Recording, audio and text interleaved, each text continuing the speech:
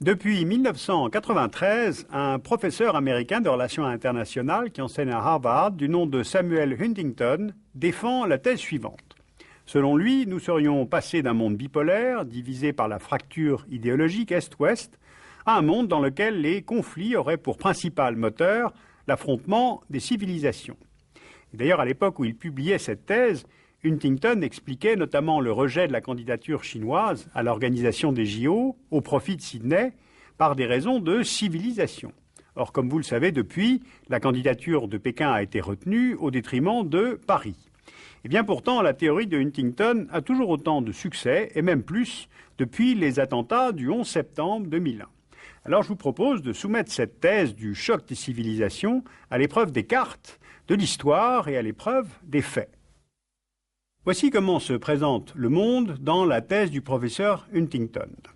Le monde comporterait la civilisation occidentale, catholique et protestante, la civilisation orthodoxe, Bosnie musulmane comprise dans cette civilisation orthodoxe, la civilisation latino-américaine du Rio Grande à la Terre de Feu, la civilisation africaine, c'est-à-dire subsaharienne, moins la Corne de l'Afrique, la civilisation islamique, du Sénégal à l'île de Nouvelle-Guinée, la civilisation hindoue, centrée sur l'Inde et le Sri Lanka, la civilisation chinoise, Corée et Vietnam inclus, mais aussi les Philippines, on se demande pourquoi, la civilisation bouddhiste, discontinue, depuis l'Asie du Sud-Est au Tibet et à la Mongolie, et enfin, isolée au nord-est, la civilisation japonaise. Première remarque, la confusion dans ce classement entre civilisation et religion. Ces notions se recoupent souvent pour les musulmans ou les hindous, mais elles cessent ici de se recouper pour les occidentaux et les latino-américains, classés en deux civilisations alors qu'ils partagent les mêmes religions.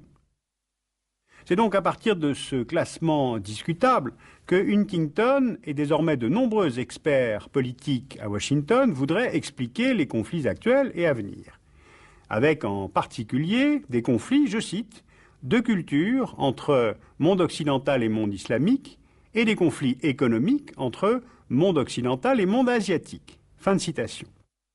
Alors mettons cette théorie à l'épreuve des cartes et à l'épreuve de l'histoire, en commençant par le bloc asiatique. D'abord, il n'y a pas de bloc asiatique.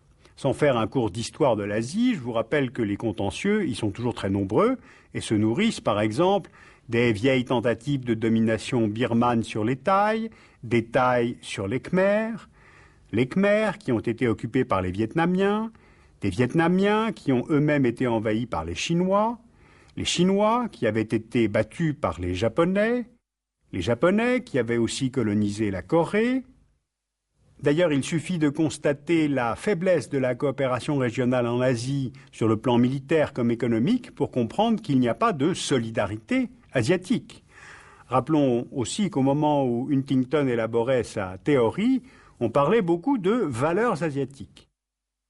Eh bien, celui qui à l'époque les avait promus, le Premier ministre de Malaisie, Mahathir, est maintenant l'un des porte-drapeaux des valeurs islamiques.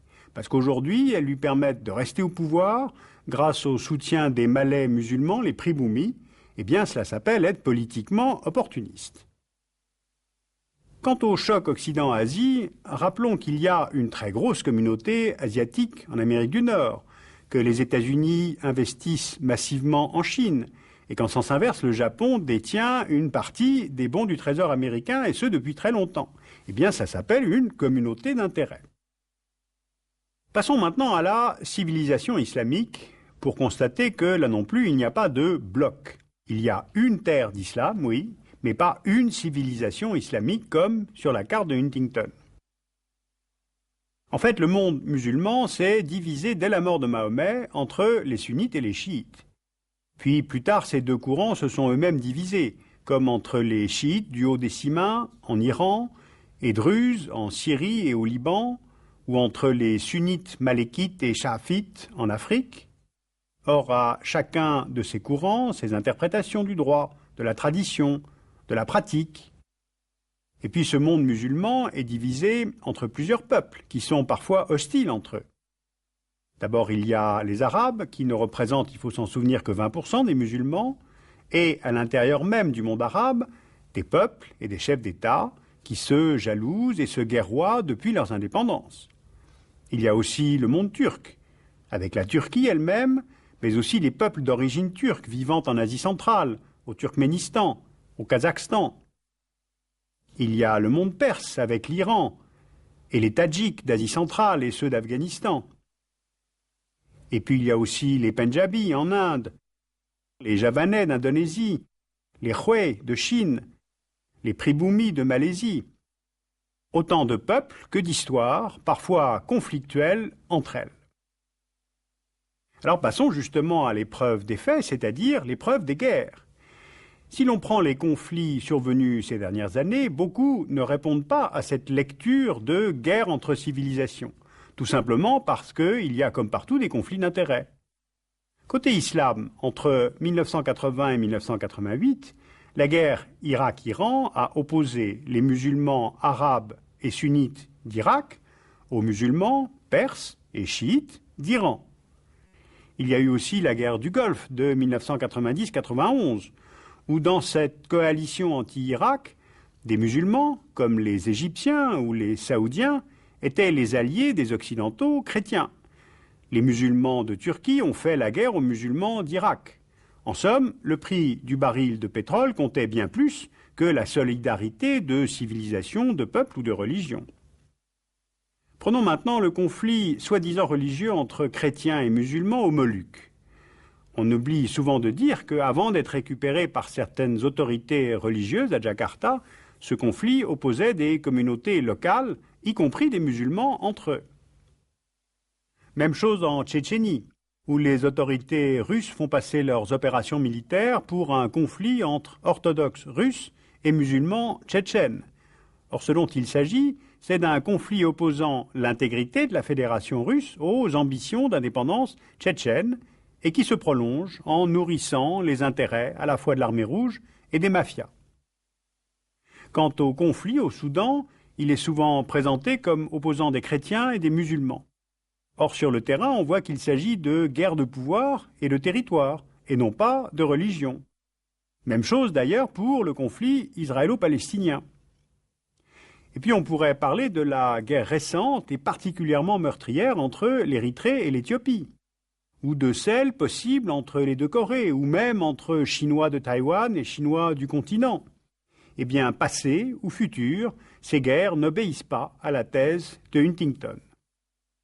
C'est pourtant une théorie que les hommes au pouvoir, à l'exécutif, à Washington, ont repris à leur compte depuis le 11 septembre dernier et qu'ils utilisent pour expliquer la réponse qu'il convient de donner au terrorisme islamiste.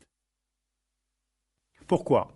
Eh bien parce que face à une opinion publique américaine qui se sent menacée, et qui d'ailleurs l'est, il faut donner des réponses simples et rapides, sans s'embarrasser de la patience politique et de l'esprit de nuance, toujours nécessaires, mais qui prennent du temps et font perdre des voix. Or, l'avantage de la thèse de Huntington est de proposer une explication simple et accessible, et donc une réponse tout aussi simple, comme celle donnée en Afghanistan, face à ce phénomène à la fois obscur et complexe qui est le terrorisme. D'ailleurs, il serait intéressant de se demander si les Algériens ou les Afghans continueraient de rejoindre les troupes d'Al-Qaïda s'ils partageaient le niveau de vie des Koweïtis ou des habitants de Brunei. Ou alors intéressant encore de savoir si les États-Unis conserveraient leur alliance avec l'Arabie saoudite, qui a financé les talibans, l'OLP, les Tchétchènes, si cette même Arabie saoudite ne possédait pas 25% des réserves mondiales de pétrole. Autrement dit, il est bien difficile de dire si le terrorisme est d'abord une question de religion, de développement, de pétrole, d'inégalité de richesse ou de frustration politique. Mais en tout cas, ce que l'on peut retenir, c'est que la thèse du choc des civilisations ne peut suffire ni à le comprendre, ni à y répondre.